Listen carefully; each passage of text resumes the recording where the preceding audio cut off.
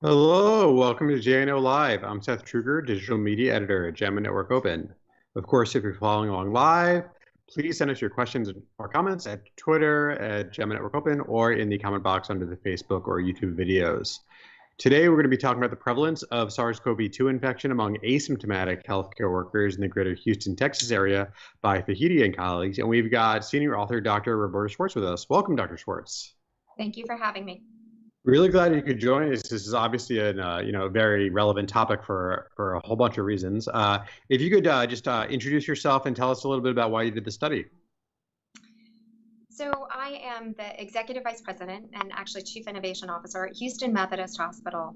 And we started experiencing our first wave of COVID-19 probably the end of February, beginning of March of this year, as we started to watch the surge. And one of the things we were particularly worried about was the asymptomatic healthcare worker that might infect each other or might infect our patients and or the public. So we were really worried about the safety of our employees and the patients. And so it was particularly important for us that we really make sure we understood what was happening in our environment. Great. And sorry, my puppy is barking in the background. I'll try to fix that. He might be asymptomatic. We'll worry about it. We'll test him. Right. So it's interesting. So you have a 7-hospital network. You did a screening infection from March 11th to April 19th. My understanding is that's when New York and us and a couple other cities were being hit pretty hard. But it doesn't seem like that was when Houston was having a much community prevalence. Can you talk about what you found in the context that was going on there in Houston? Yeah, so we've had 2 surges so far. The first one really went from beginning of March till the end of April, and then the second one really went from the beginning of kind of June, end of May, beginning of June, and is still going on. Our first surge was small now compared to the second surge, which has been about 4 to 5 times the size of the first surge.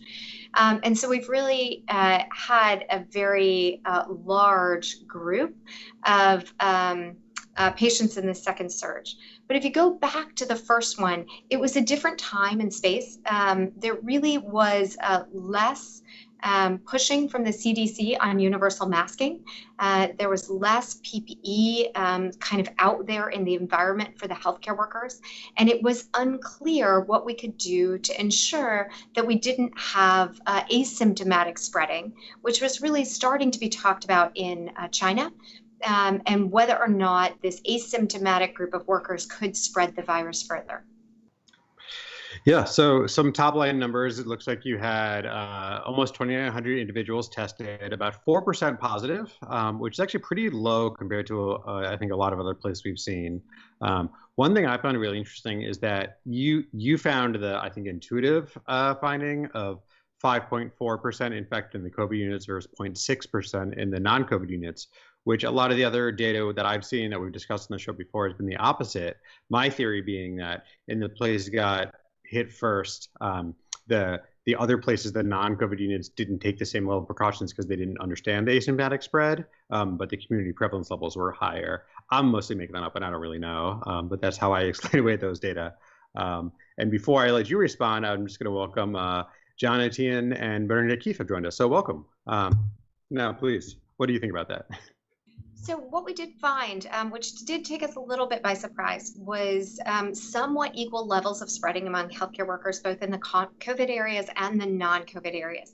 And that's particularly important because the question is, are the workers bringing it in from the community, or is it spreading in the healthcare environment? And what we found, both in our first surge and again in our second, which isn't documented in this paper, is that a large amount of the employees are bringing it in from the environment rather than getting it from the environment.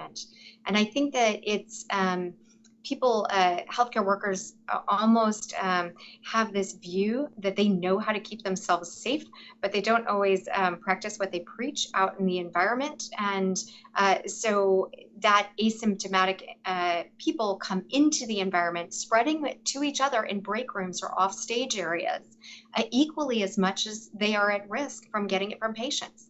Yep, and I think that that's a lesson that's been reinforced a lot. That I think my highest risk is probably not the patients who are taking good precautions on, but being at the nursing station, sipping coffee, eating lunch around colleagues, that sort of thing.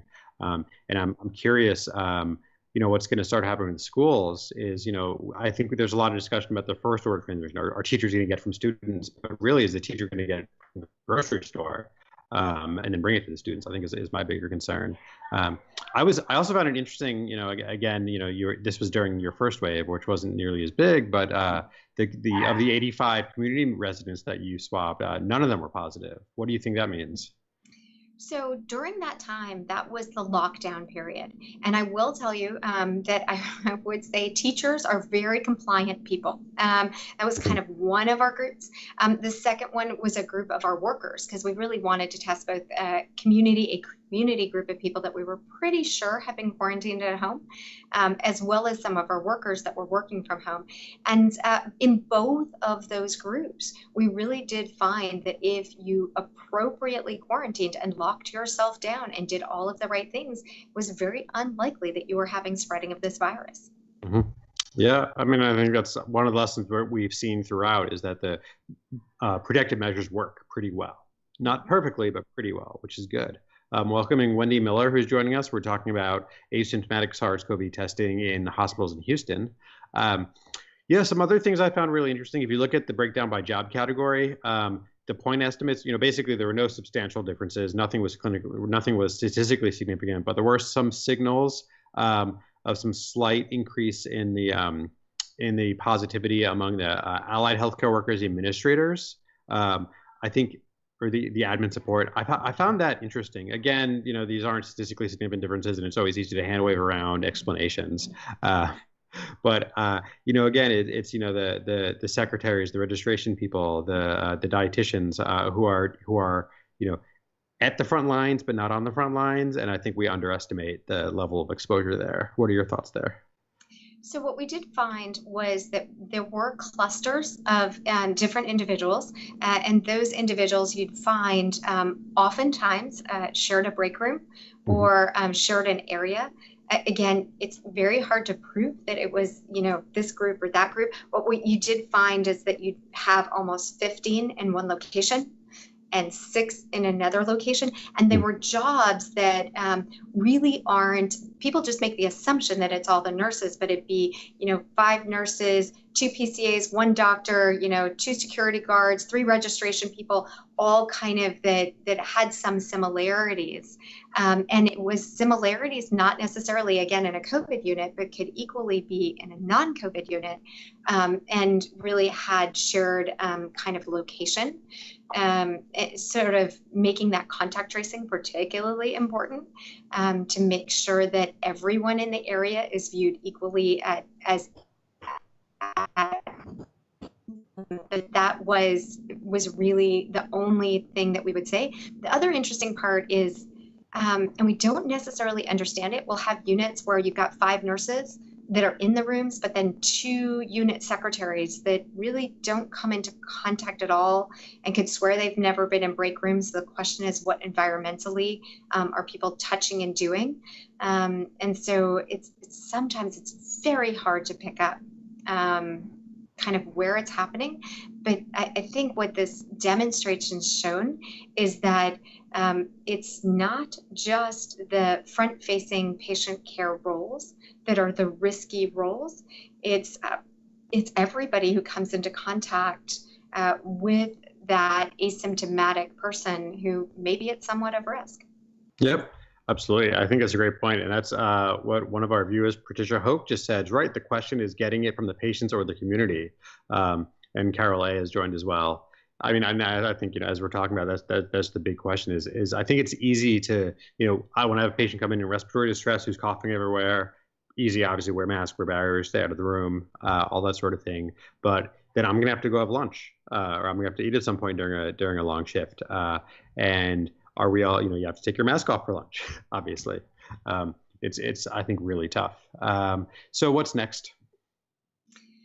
So right now, we've moved obviously onto wave two, and unfortunately continued somewhat at this rate of spreading of our workers, which is unfortunate. You keep hoping that you learn and you grow, but the community rate is actually pretty high compared to where it was in the first surge. So I would say possibly in the first surge, we were at a higher rate than the community. Now we're probably an equal or lower rate than the community, but still having that spread among our folks. We do find that most of it comes, as I said, from the community. But we are really have opened up a huge level of testing to every one of our employees that comes into contact, that they believes they came into contact both in the community and in areas where we have any type of clustering. We test everybody to look for that needle in a haystack and make sure that we clean the area so that we are sure that what we're doing is just having clean people coming into contact with our patients and patients coming into contact with clean people, and so that we keep as many people safe as we can and are following all the CDC guidelines when it comes to return to work. Yep. Yeah. I mean, and that's a challenge I think a lot of us have is, pulling the trigger. A few months ago, I had some mild cold symptoms that in normal times I wouldn't have thought about. And it's, one of the big questions was, is it worth getting tested? And that means probably missing a week and a half of work, even if I'm negative, because we know the test isn't perfect. One last common area that I hadn't thought about that SASCT noted is restrooms. It's lots of people are going to share restrooms, and it's even if they're single individual restrooms, it's pretty impossible not to have some sort of I don't know, contaminant seems like the wrong word, but potential exposure there. So yeah, this has been really great. I think it's really interesting data. Again, it's so interesting seeing the different pieces of data across different places and different points in time and how different exposures are. Really appreciate the work you're doing and coming on the show and talking to us about it. So thank you for all your work. Thank you very much for having me. Absolutely. So, of course, take care and stay safe, everybody. You can get this article and more at jamanetworkopen.com, where everything is free and open access. And we've got new articles every morning at 10 a.m. Central Time on every single weekday. And, of course, join us next week, August 11th. Should be at 3 p.m. again for another JNO Live. So please stay safe. Take care.